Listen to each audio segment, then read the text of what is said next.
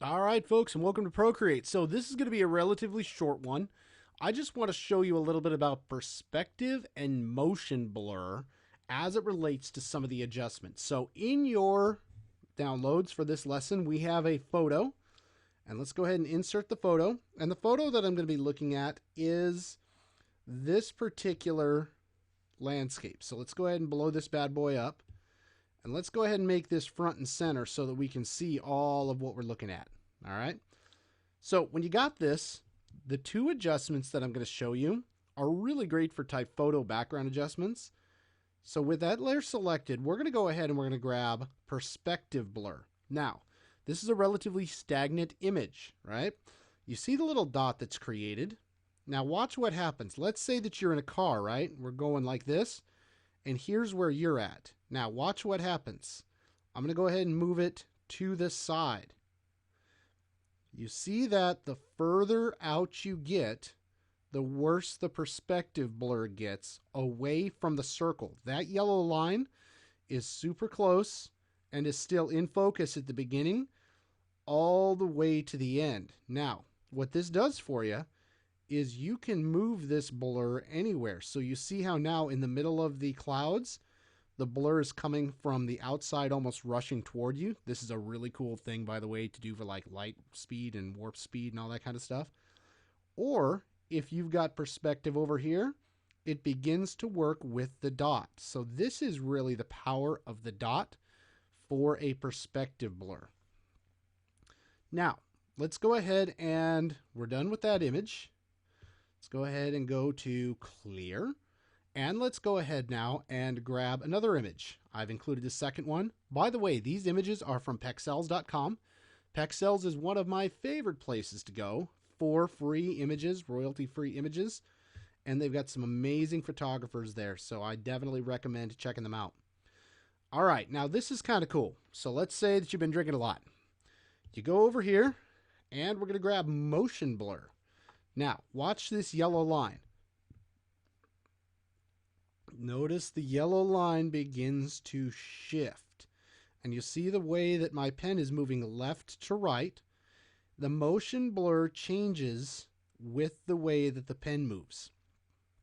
Now, I'm going to go ahead. I'm going to set this back to 0. So I'm going to use 2 fingers to undo it. All right. Now, watch what happens. I'm going to move my pen up and down. Watch the yellow line.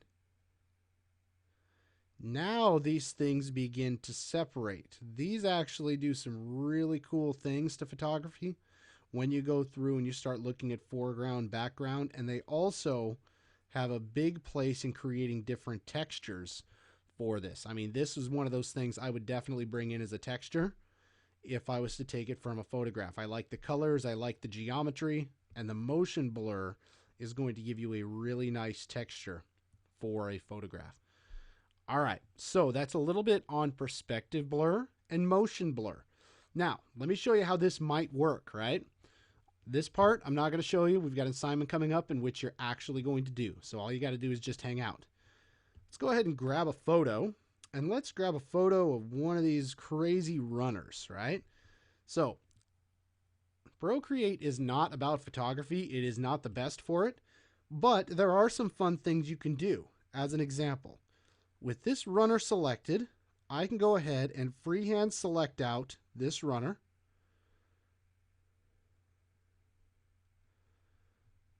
All right, I'm not being terribly, concerned about where I'm actually selecting because this is just for illustration purposes. You could go ahead and blow it up and get pretty precise with this. All right, now you already know how to do freehand selection. I'm coming down to this double line, so I create a new layer.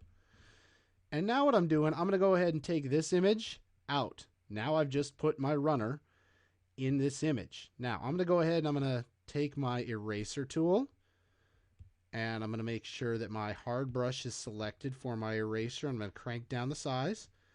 And now, oh, that went down a little too far. Again, I'm not going to be terribly put out by the selection process here, but you see how I'm erasing the runner? I'm kind of placing him inside of my image. You can do a fair amount of manipulation for a photo if this may be a piece of advertising you're working on and you just need to get a runner in a scene somewhere. All right, now let's take a look at perspective.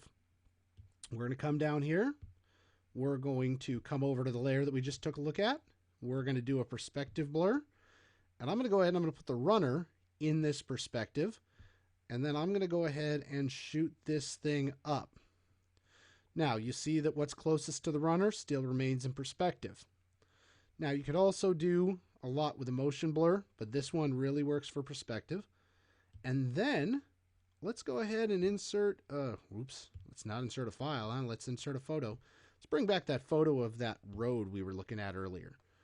All right, so I'm going to go ahead and I'm going to delete this, and I'm going to bring this guy into this road. This guy's going to go on a jog now, all day, every day. Here he goes. So we now have a runner on the road, and I'm coming in then with this area.